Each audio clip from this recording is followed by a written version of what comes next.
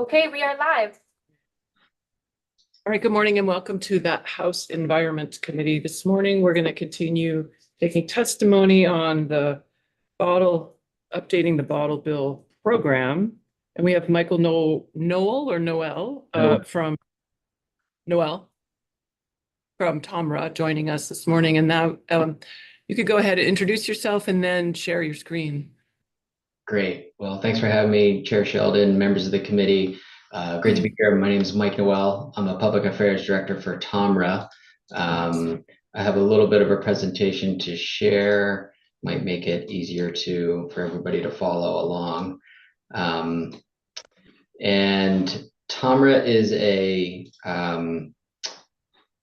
we're a global company, global enterprise. We are in all of the 50 deposit states. And can you see my notes on the side, or do you see the full? Well, we are seeing your notes right now, yes. Oh, okay, I'll just leave it like that. It's a little bit easier to show. There's a lot to discuss in this bill, so I appreciate the time. Our mission is to create a world without waste by transforming how the world uses and reuses resources. And we do this through 4 innovation areas. We'll talk a lot about today about our recycling refund technology and services, or deposit system, or bottle bill services, as you might know it. We also provide advanced sorting for all the material that would go in your curbside bin and end up at a material recycling facility. We sell advanced optical sorting and robotics to sort that material out. We're also heavily involved in all of the refillable beverage systems, and that includes reusable cups and takeout packaging systems that are coming online in Europe and Canada and some American cities. We also provide textile recycling, so applying our vision technology to making sure that clothes can become clothes again. It's the fastest growing part of the U.S. waste stream, so we're looking at applying our technology to addressing that problem as well. Like I mentioned, we are in all 10 deposit states and all of the highest performing deposit systems. We have 5 decades of experience in these kinds of bottle bill or recycling refund programs. So we have a good understanding of what makes the good ones work and why the poor performing ones are not doing so well.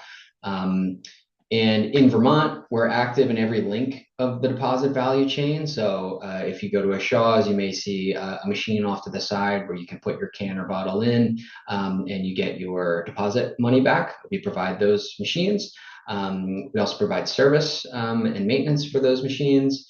We provide data administration and clearing, so making sure all the distributors and products are registered in the system, and kind of providing being like a banking service for deposit systems and exchanging the handling fees and deposits between redemption centers, retailers, and manufacturers. We provide material pickup, so distributors are responsible for removing their containers. Instead of them going around to all of the redemption locations in the state, we will do that on their behalf and make it a more efficient operation for the state. We bring it back to our processing facility, which is in Essex Junction, and the remainder of the material is brought to one of our processing facilities in New York. And that's just breaking down the material, consolidating it or baling it, and then we broker it to the market, and we're able to get a higher price for manufacturers because we're selling it in bulk. And so manufacturers benefit from that commodity revenue. And we would agree with, our understanding from this bill is that it is designed to create more convenience and to make the system more efficient. And we would agree with some of the discussion that happened yesterday around making the system more efficient, in particular that embracing compacting reverse vending machine, or RVMs as they're known, embracing that technology would bring enormous savings to Vermont's deposit system. I think there's some of the numbers thrown around previously. It was like 94% of the containers redeemed in Vermont are done so manually. That is, and only say 6% done through automation or reverse vending machines. That is kind of flip-flop from how most deposit systems operate today, where it's mostly automated in some shape or form.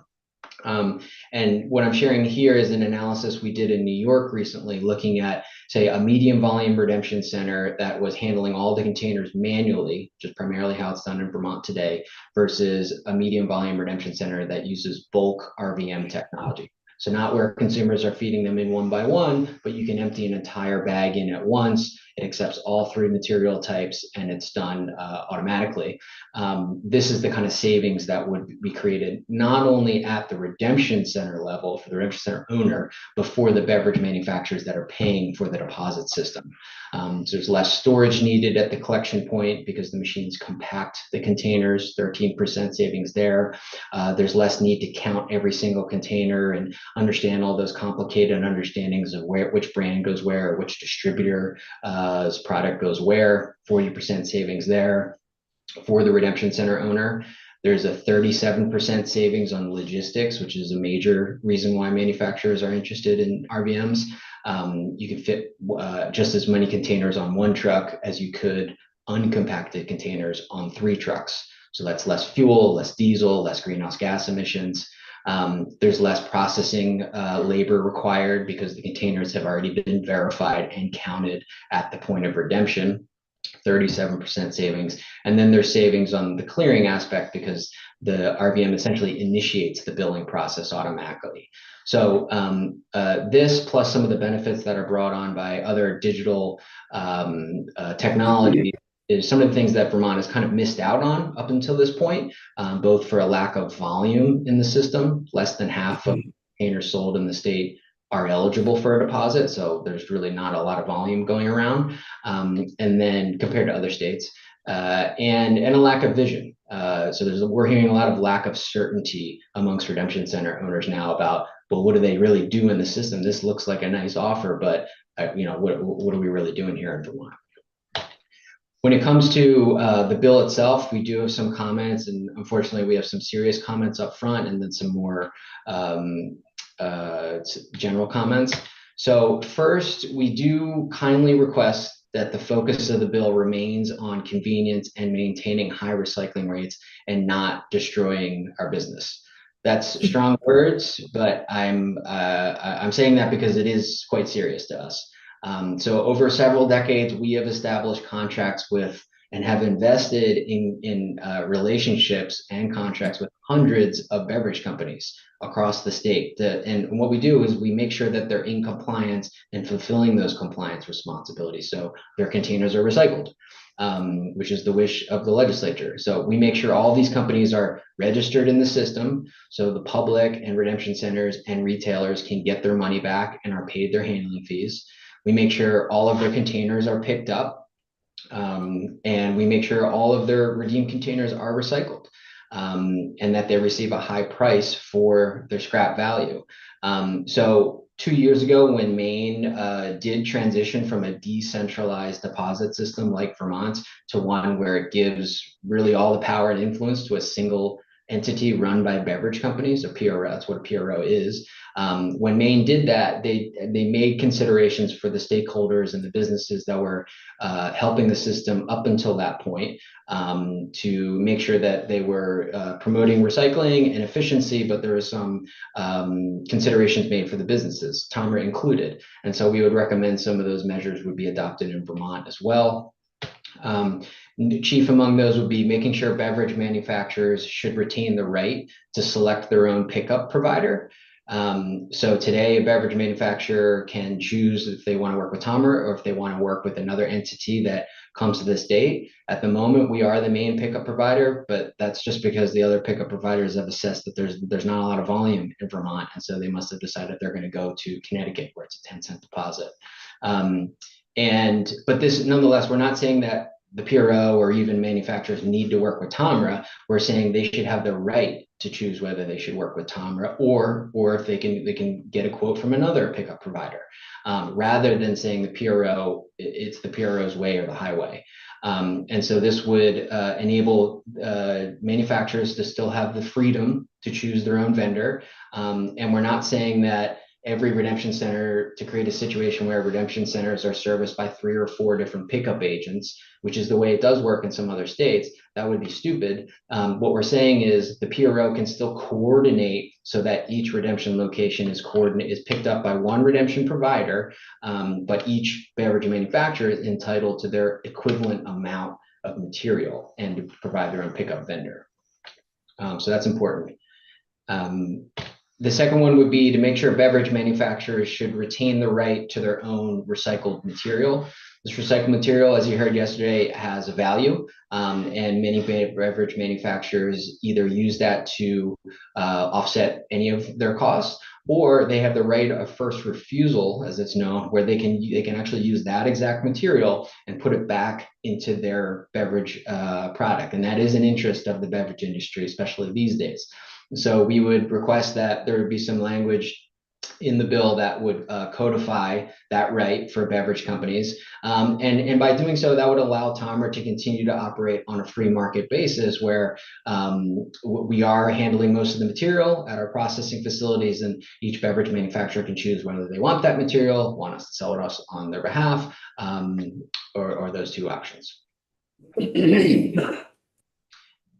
And moving on to some more convenience aspects would be to mention the convenience standard. And there is a convenience standard in the bill. It does a great job of saying how many return locations should there be, and maybe the type of, but what it doesn't do is do a good job of deciding what kind of level of service should those locations provide to Vermonters. So that convenience standard should provide a certain level of service to the public, and it can be used to ensure Vermonters have access to innovations. And I say that because there's no real incentive for the PRO to provide good service. They're going to do what it's a cost-focused enterprise, and so they're going to do what is required in the legislation. And so this is your opportunity to say, this is the kind of service we want to offer to Vermonters, because without that, they could run a very streamlined operation, which frankly isn't very convenient. And it does not bring in all the innovations that are available. Some of those basic requirements would be making sure those locations that count towards the convenience standard should accept all deposit containers. You can't just not accept beer, for example, or they should be open 40 hours a week or a significant amount a week, not 2 hours on Friday and 2 hours on Saturday, and that's it. There should be some standards there.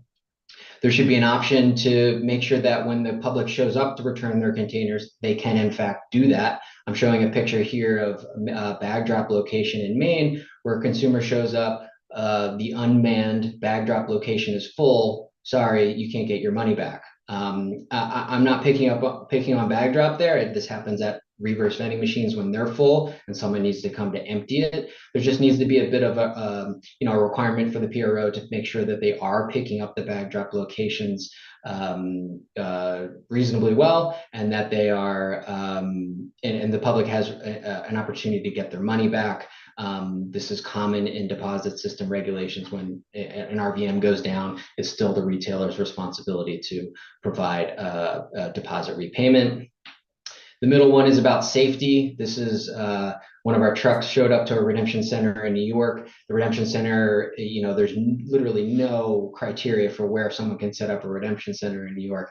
This was located on a busy road. Our truck tried to pull in. Someone wasn't paying attention and drove right into our truck. Thankfully, they were okay, but there needs to be, I'm saying there needs to be a basic safety minimum for someone who tries to open up a redemption center. Should the PRO be required to really pay them fairly if they're located in an unsafe location for pickup? And then finally, convenience. There are digital payment options now. So you can put your containers into an RVM, you have a digital account, you scan a QR code on your phone, you're paid back immediately on your phone. You can also do this through bag drop services. Oregon has done some great innovations with digital payments where you can drop off your bags or use a bulk RVM, you get paid back on your phone. You can either hit cash out or you can hit donate to one of these thousands of participating charities. So donate to your local Lions group or whatnot, Boys and Girls Club. So, but I'm mentioning that is because I don't necessarily see the PRO in Vermont doing that unless that is something that you all want to see. It would be different if there was an effective, an 80 or 85 or 95% target, but I don't see that in this bill. I'm probably over time, so I think I'll pause there. I think the last thing I want to, I'll mention these. Feel free to ask if you would like. We have concerns with the labeling, the watering down of the labeling in the bill. So if I might, you're not over time. I think you could have a half an hour, and we're not pressed. So I'd love it if you take your time and explain these slides to us. Oh, sure. Okay. In that case, that's good. The other one I would mention is the labeling requirement. So the labeling in the bill says, so it's always been the case, and this is for most deposit states, that the beverage manufacturer needs to apply either the state, Vermont, or the state abbreviation in the deposit value. So up until now, most of them have decided to do Vermont VT 5 cents. This bill would say, no, you can actually just do VTRV on your container. And that might not be such a big deal today because the system really hasn't changed in 40 years. I think folks might know what has a deposit unless they're moving into the state.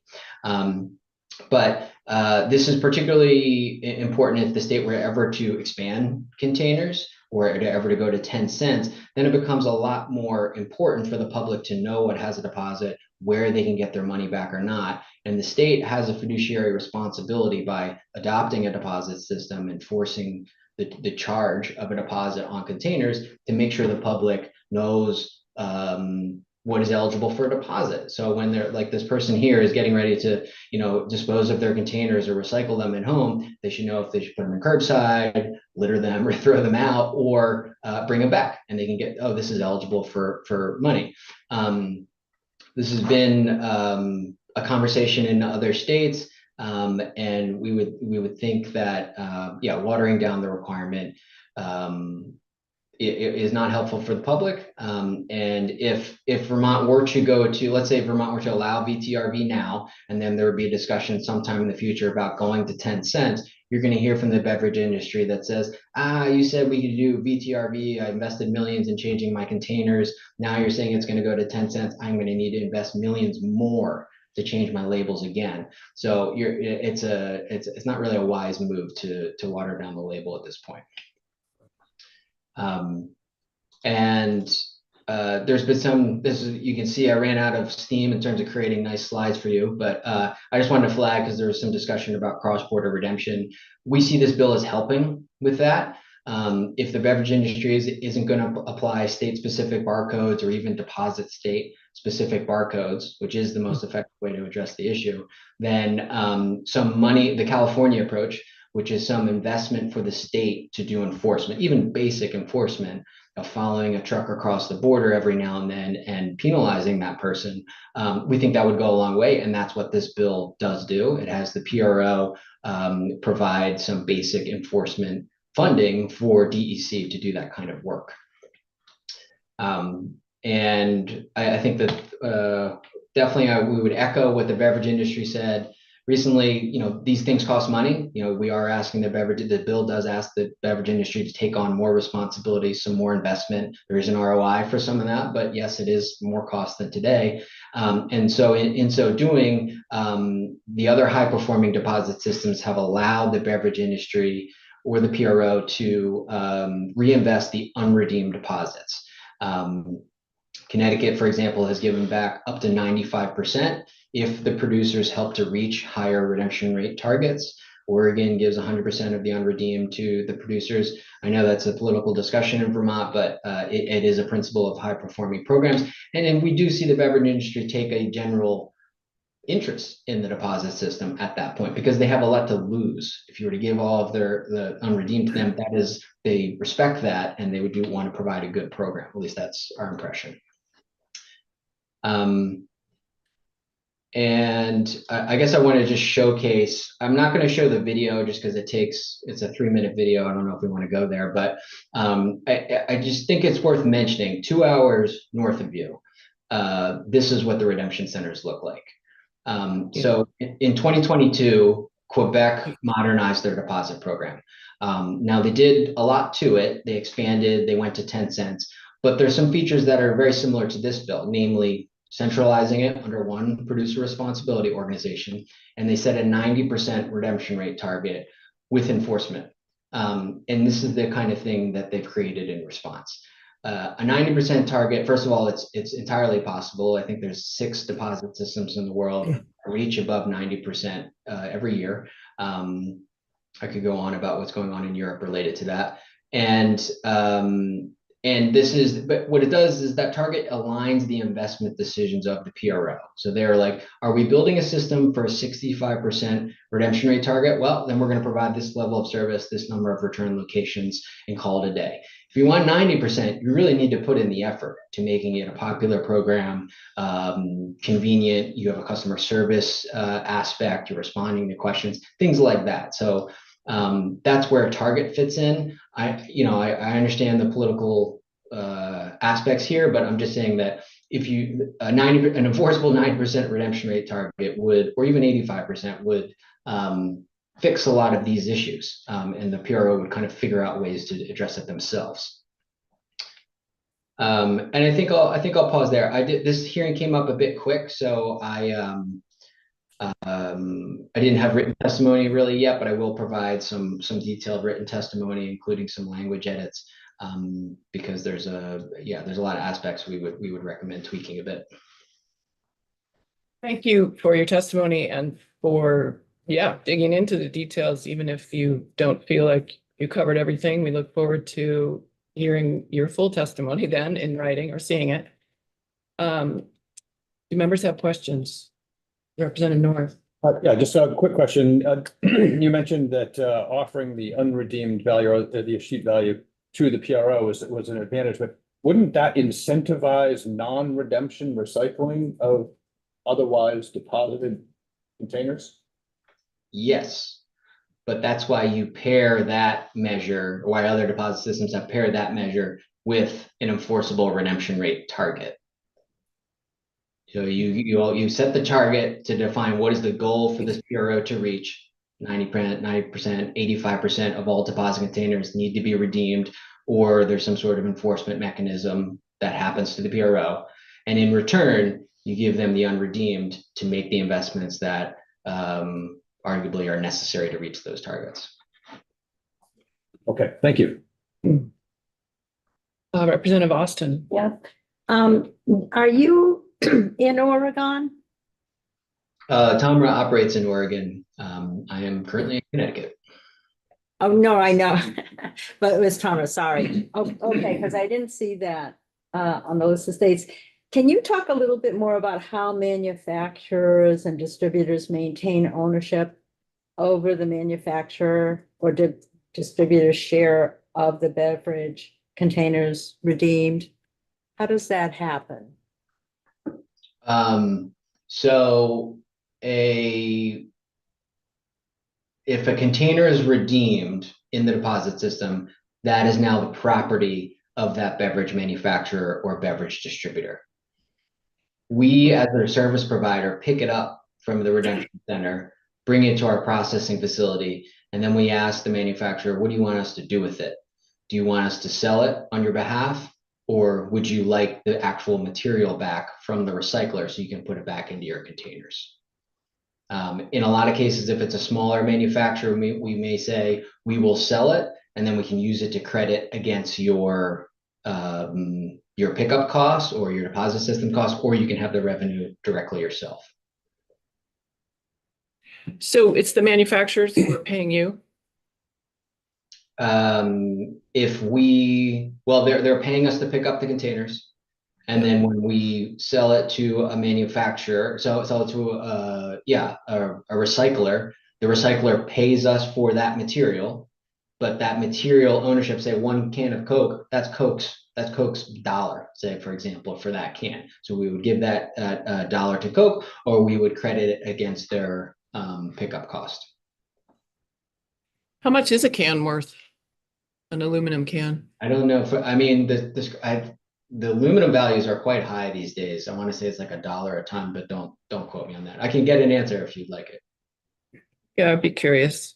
And then in the reverse vending machines, are they material specific, or do they take different types of materials They accept different types of materials. in one machine? Yes. So you can have a Okay. single feed machine, which is, I mean, there's different options depending on what the retailer or redemption center would like. A single feed machine can accept one material, or it can accept three, aluminum, glass, plastic. The bulk machines that are, I think, probably going to be the future, accept all three containers in one single basin where you empty an entire bag in at once, so there's no like sorting required by the consumer. Yeah. And can you, just so I understand your perspective on the labeling, articulate what you would recommend that we do? And is the RV just like, it's the wrong letters? Or should we make no change now in anticipation of maybe one day adding materials so that we don't frustrate manufacturers by changing labeling twice? We would recommend just keeping the law as it is on the labeling, because we think it gets it right. So it says that manufacturers need to put either Vermont or VT and the deposit value. And we think that's the right way to go. This is the state where this is eligible. This is how much money I get back when I return it. I think it's gonna cause confusion for consumers if you just take off that deposit value and put RV on it instead. Do they really know what RV means? And we also think it's going to cause challenges for the state in the future if they were to ever to raise the deposit value. Okay, we did take testimony from manufacturers that said they liked the change because of the space on top of the can and the thinness of the can and maybe a couple other things. Yeah, we have no problem with where it appears. I think the can manufacturers are interested in making sure that they could do it on the side of the containers. We're fine with that. But I mean, I would think you would want to balance what beverage manufacturers want versus what the public's needs, to make sure that they know that this container does in fact, I can get my money back for this. The state, yes. I didn't know the state required me to pay a deposit on this. I didn't notice that on the receipt when I bought it at the store. Here I am getting ready to get rid of my containers. Does this have a deposit or not? This one says RV. I don't know what this means. I'm going to throw this out. Yeah, great. Thank you. Ella, did you have a question? Representative Chapin and then others. Thanks. This is super interesting. Thanks for being here with us today. I just wanted to follow up on that concept of the manufacturer retaining that right to their materials. So for a Coke bottle, I can understand how it's pretty readily recognizable. And then an aluminum can, or, all these other products that I can't imagine, what the manufacturer is. So can you just go through how would you know in all cases who the manufacturer is?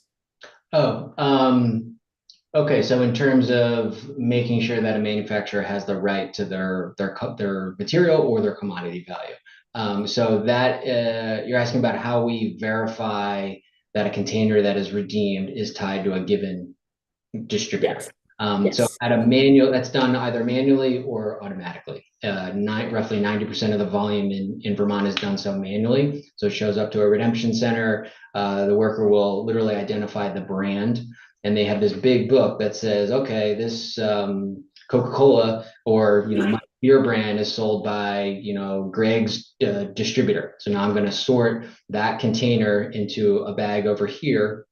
And then when Tomer picks it up, we pick up all the containers for Greg's distribution company. And then we note that, and then once we pick it back up, we use that data. We verify the containers when we bring them off the truck. And then we charge Greg's distributor company for those containers. When it goes through an automated RVM, the machine reads the barcode, and that barcode's in our database, and it's associated with Greg's distributor. And so we automatically initiate the billing through that. So that's how we keep track of the number of containers and the material type, and even down to the size of the container that are associated with each distributor, and says, okay, Greg, 1,000 of your aluminum cans were picked up this month. What do you want us to do with them? You have a right to either get that recycled aluminum after we send it to the recycler, or we can give you a credit on your pickup service, or we can give you, $1,000, which is the value of the material. And what we're asking is that Greg's the distributor still has the right to make that decision, and that it's not taken away and done only at the producer's level, at the PRO's level, who makes the decision for every distributor in the state. So I'm very impressed. So if a manufacturer is using a label that might come off in the process, that's on them. They have to make sure there's some kind of, the containers they're using are going to retain the identifying material printed right on a can or whatnot. I guess that's really changed over time, how those labels. Yes. To be clear, when I'm talking about commodity and material revenue, I'm not talking about our critique of the watering down the label aspect. Those are two distinct issues. But I'm just trying to imagine how that label or that information stays on the container, but I guess it's just. Well, they only take them, but right. They're not recyclable if they don't have a label. Right. Yeah. Representative Sackowitz. I was just wondering about the RV. I wonder if we should find out where it came from. I think it's from other states. And I was wondering if maybe it's because that's just this is recyclable in Vermont. And then if the deposit does change, they wouldn't have to change the label. That's the idea. So it's in 2 states. So California has they allow this containers to have California recycle. Well, really, it says CRV with no space, CRV. That's different in Vermont because California, because when you return a container in California, you're paid back on the weight. So that container is actually not worth 5 cents or 10 cents. It's worth based on the weight. So that's one of the reasons why they've allowed it. There's also 2 different deposit values in California. So it makes the actual deposit value a little less relevant. Maine did allow it at MERV, I think is what they went with, MERV. I don't even know if there's a space involved there. But I would argue that's different there as well, because Maine accepts essentially all beverages besides maybe dairy. And so if it's a can or bottle, I raised this in the Maine hearing, and I got blank faces. They're like, what are you talking about? It's a can or a bottle that has a deposit on it. That's not the case in Vermont, where the most popular product, water, doesn't have a deposit on it. So you really do need to know this container has a deposit, this one doesn't. Connecticut, they temporarily allowed it, but the state has said that they're going to rescind that and go back to CT 10 cents. Interesting. Okay, a couple more. Now we are bumping up against a time issue. I'll go Representative Tagliavia. 2 questions. Number one, with the labeling, it made me think of something. What's the goal here? The deposit or the recycling? Because the question came up with labeling. If it's not labeled, it's not recycled. That doesn't seem to make sense if we already have a number 2 or number 3 or number 5 stamped on it underneath on the bottom of the bottle. So if a plastic mayonnaise bottle is discarded, but it doesn't have the label, that's not recyclable. That doesn't seem to make sense. If the goal, returnable. If it can go in your recycle bin, this is the bottle bill. This is for someone to know that the 5 cents was collected and where to go. It has to have the label. Okay, then Pepsi bomb. 2 more. What does setting up the PRO cost? And there has been in other testimony, waste composition study, because the people in favor of the PRO say it's cleaner, it's more valuable. When will we see what this results of this study is? It's a state study. He doesn't work for the state. Okay. Well, yeah. This question remains in, but the other. We've seen a draft of that study. That study will lay out what a different system costs. It doesn't isolate what is the cost of adding a PRO. Actually, Model 2 kind of does that. You can look through that study. That will isolate what the what the cost would be. But what about the cost of setting up this PRO? Is that for us? That's to in the decide study. I this? think that's what Mark's Okay. referring to. I'm Was that- curious to Yeah, see. yeah. The it wouldn't really be, the cost of setting up PRO is not a state cost. It's it's the beverage industry. No, it's in just an administrative way to handle deposit system compliance. Okay, Representative Austin. Yep. Sounds like a wonderful company. Really, I appreciate the effort you're making to recycle, kind of our products. I'm just wondering, is there any technology evolving where producers, manufacturers wouldn't have to put anything other than VT on a can? There would be programming where if we change the price or we change something, it could be entered in one place and then things would change when it went through the register? Is there any technology emerging so manufacturers wouldn't have to incur the cost of continuing to change the product in terms of pricing?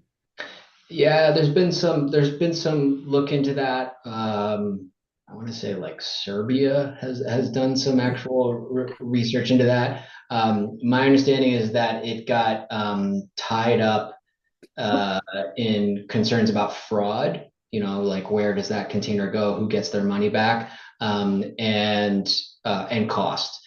So one key there would be having like a serialized code on every single container. So literally every can would have a different code on it. And my understanding is the way we print cans industrial these days, that would require to slow down that line to print a serialized code, and the manufacturers, just the cost of doing that was so high that they decided to back off. Okay, thank you. So we have two other witnesses in this hour segment and one more question from Representative Bartholomew. And so Can I ask a question that's not related to bottles? no, I mean, if it's not related to the bottle bill, that's before us, then, okay. We are obviously, we will, I'm interested in talking to you further about your other work as well, but today we're going to stay on track with the bottle bill before us. And we're also needing to transition to our next witnesses. Thank you so much for your testimony. Sure. And I think we'll be in touch. Okay, thank you. With that, I would like to welcome the Trombleys who are also joining us by Zoom.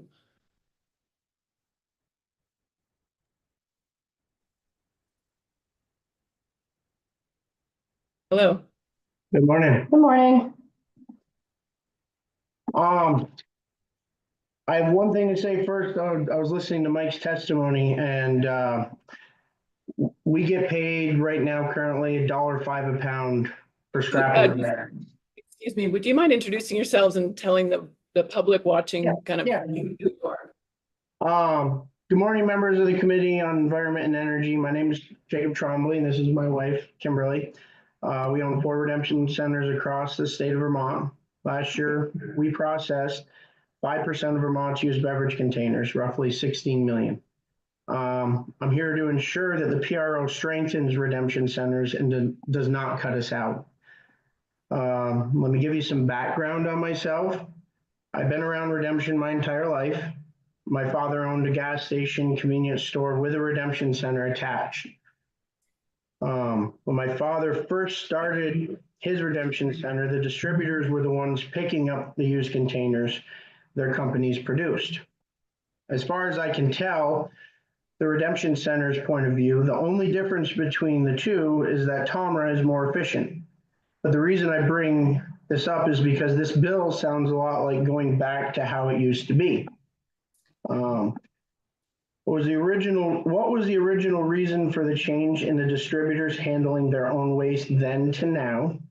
And I have other logistical questions on how the PRO will have distributors work with current mom and pop redemption centers around the state without undercutting handling fees to ultimately close these locations so the distributors can open their own centers.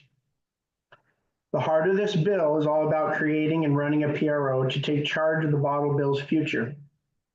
And honestly, the way it's laid out, the structure of the responsibility feels reasonable. It has a clear plan for who does what, and that's a start. But here's where we have concerns. The PRO puts the companies who are supposed to follow the rules in the driver's seat, letting them manage how the rules get put into action and whether the big goals, like hitting the 90% redemption rate that was in H-158, actually happens. This is a problem. Regulatory capture, where the regulated twist things to their own advantage, is a mess you see in every level of government, from the local boards to DC. This setup feels like starting with that capture already locked in, and we're just supposed to hope it sorts itself out down the road. I'm not comfortable with that, and frankly, neither should you. We think PRO needs at least one redemption center owner and an independent expert on recycling, like a non-government organization such as the Container Recycling Institute, to balance it out. Manufacturers and distributors bear the bottle bill's weight, and they should. They've built a massive industry into trash without a real cleanup plan, but expecting them to eagerly push Vermont's redemption to its best potential is wishful thinking. They're too burdened to care that much. We need other voices at the table to make this work. We want to work with the state, distributors, and other redemption centers and other groups of interest to expand the bottle bill and make recycling used beverage containers more efficient.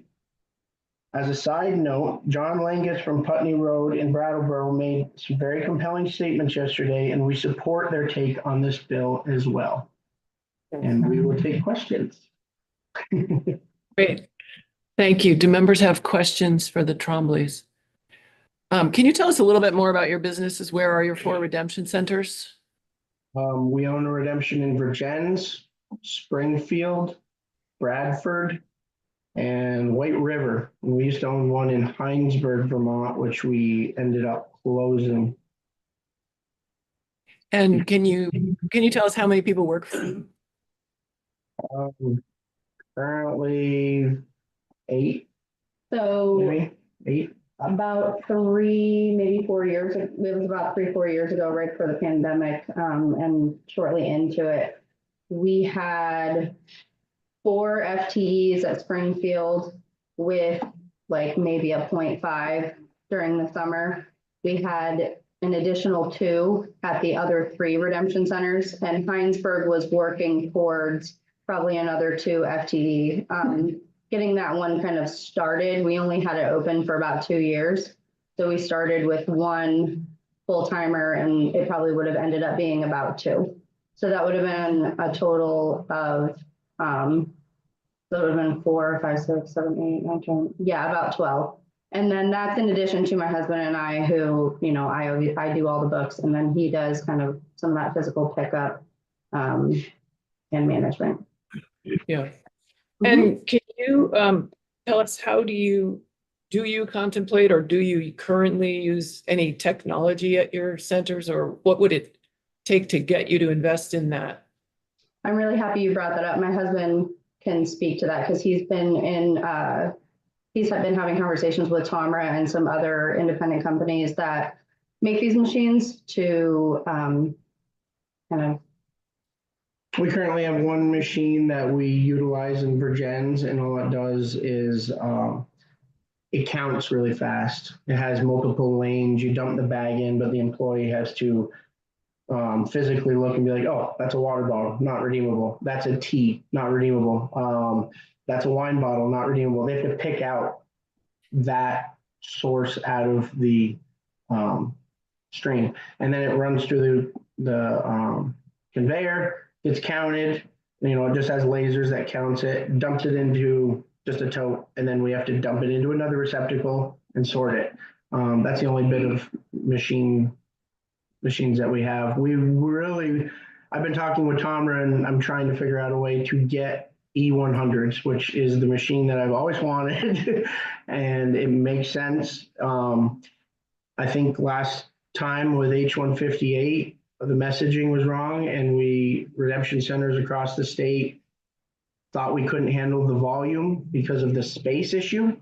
Well, Tomra's machines compact the materials, and you can stack them it creates an enormous ability to handle more volume, and it's practical, and we need that. But the problem is the cost and renovations, and it's just something that someone like us is not going to invest in until we know that the bottle bill is going to be around for a while longer, because there's no incentive to dump $300,000+ into one location if this is going to just get cut out from underneath our feet. So expansion and investment in technology go hand in glove for you. Yes. Is that say, yeah. Representative, We want expansion. We want to incorporate machines. We want an increase in the handling fee. I want redemption to look like what Noel just showed. I want it clean. I want everybody to go in and feel welcome. Right now, we have a lot of different ways of redeeming, and yeah, it needs to be centralized and it needs to make sense, and you'll get more people participating in that program. I mean, a lot of people participate in zero sort because it's easy and quick, but then you run into contamination issues. You incentivize redemption center owners to collect that, then they're going to get it. It's that simple. You incentivize the distributors to want to do this program by giving them back the S sheets. They're going to have a bigger stake and want to participate in it. But if it's just caught, from a business point of view, if it's cost, you already have to worry about that. And if they're not incentivized to want to do it, why would they want to take the time and energy to invest in that?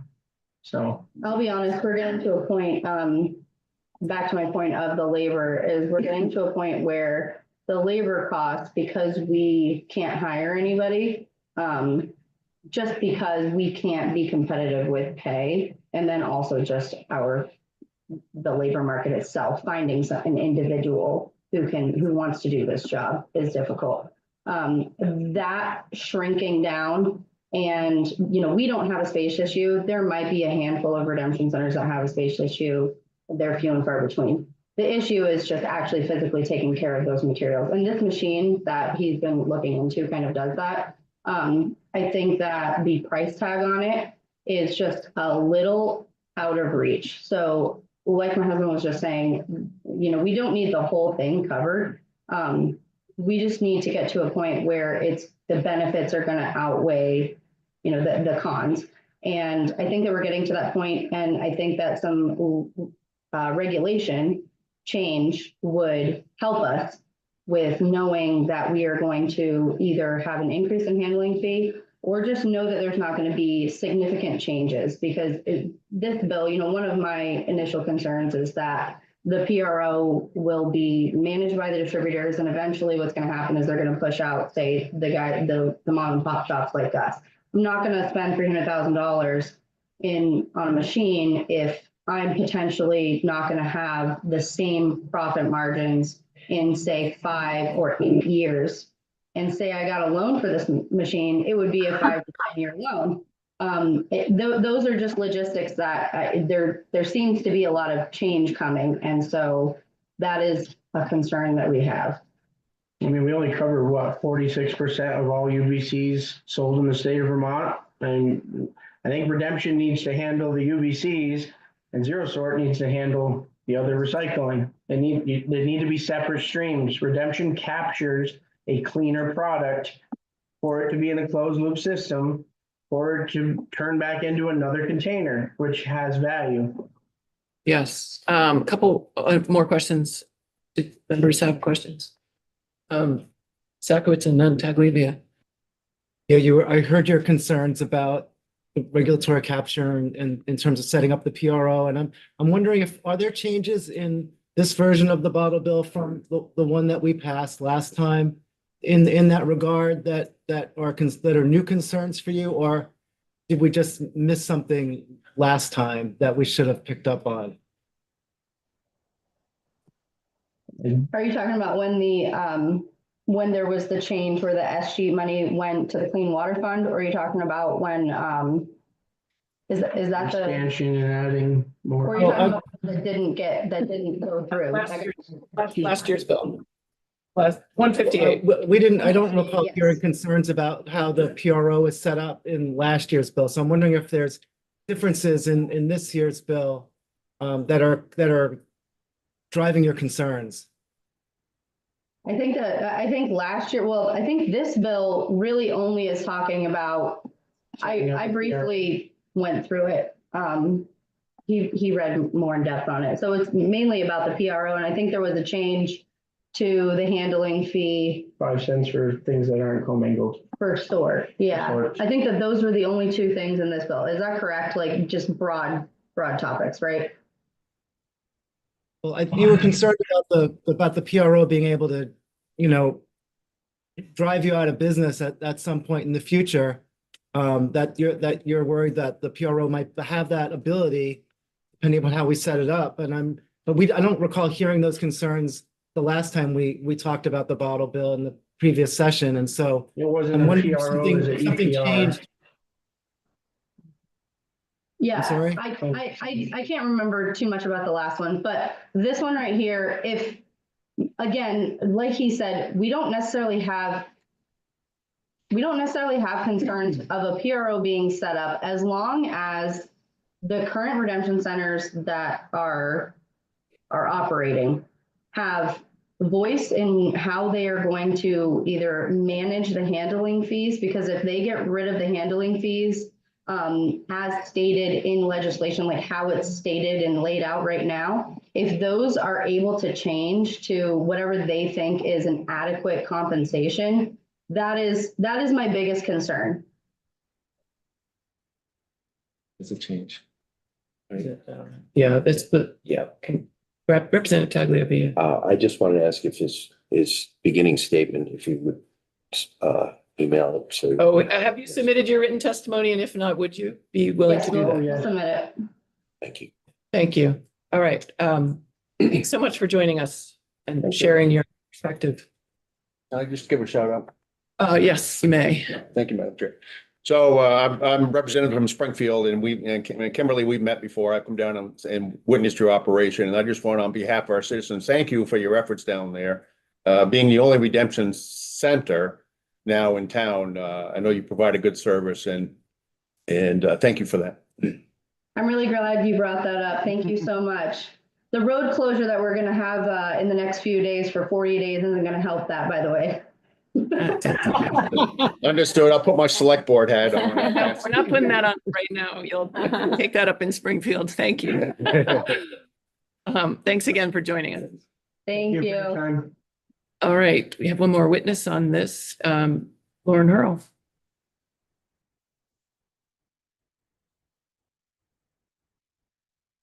Good morning, everyone. Thank you so much for having me today. My name is Lauren Hurl, and I'm the Executive Director of the Vermont Natural Resources Council. And I know a number of my colleagues have been in, so you're familiar with VNRC and the range of work that we do. Personally, I've worked on solid waste and toxic chemical issues for more than a decade. For example, I was appointed to a single-use products working group by the Speaker of the House back in 2019, looking at a lot of these same issues. The first testimony I gave in the Vermont State House in 2012 was on a very similar bill to this one, and we're still talking about it. So I'm really hopeful that this year we can move forward. I think this bill really takes some valuable steps forward that would be great to move on. And VNRC's prioritized zero waste for many years because we know the many problems created by our current throwaway single-use product streams. That is the associated greenhouse gas pollution, the growing problem of microplastics. We know that we have one remaining landfill that's filling up and is leaching chemicals.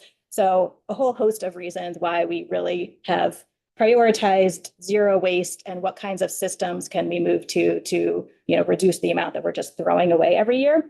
And we have consistently prioritized the bottle bill as one important component of our waste management system because we see it as the most successful recycling program in the state. The return rates have been consistently high for decades, and you've heard a lot about the particular value of the bottle bill redemption system and how the materials are able to be recycled. You know, I mean, that's like the dream is being able to take a can, make it into a new can, as opposed to most of our single stream system, which can be downcycled or used maybe for one more thing. And so a lot of powerful environmental and climate reasons to maintain and build on the redemption system. We're also, I know it was talked about a little bit in the testimony, but you know, with these global markets, when we're looking at raw materials and seeing, you know, even an announcement of a whole host of new tariffs, the more that we're able to continue reusing materials and not relying on global commodity markets, I think is going to be really helpful for keeping costs down for Vermonters over the long term. Because we believe the bottle redemption program is an important piece of our waste management system. As I mentioned, for many years, we've been trying to work to see the program modernized. And that has meant both looking at how the current system works for Vermonters and also how it should be updated to cover the range of beverages on the market today. And we've supported efforts in recent years, including recently, advanced bills by the legislature. I know that the expansion has not moved forward and is not on the table this year, but we do think it, again, is a really important step to move forward the proposals in the bill in front of you. I think that, setting up the producer responsibility organization has been talked about for years and could just be really valuable in helping make sure that the system is working as effectively as possible. Explicitly requiring things like requiring at least 3 redemption centers per county, 1 per municipality of 7,000 or more, and so on. That kind of specificity, really a lot of what we've heard in recent years is access for Vermonters. And so being able to build a system thoughtfully and really update it with those kind of core criteria in mind, we think is really valuable. We support moving toward the reduced number of sorts needed and exempting many of our small mom and pop stores that already don't participate. So, I know that, again, these issues have been talked about for a number of years, so I can really keep it brief because we support the bill as drafted. We think it's a positive step forward. This is a program beloved by many Vermonters, very effective at recycling, here to stay. So we should be working to make it as effective as possible. And we believe this moves forward.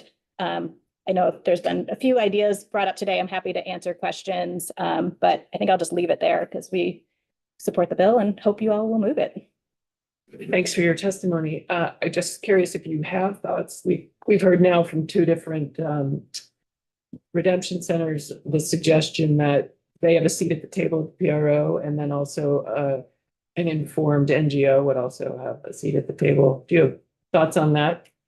Yeah, I think my understanding is there is kind of stakeholder engagement in how it's currently constructed. So would be happy to look at how that is, if that feels like the right approach at this point. I definitely think the redemption center voice, a voice of somebody who's prioritizes and has expertise in recycling, makes total sense. So I'd be happy to look back at the language and see if we feel like it's adequate. I think we thought it did that well enough, but I think we can verify and get back to you if there's some tweaks that might kind of shore up and address that concern more explicitly.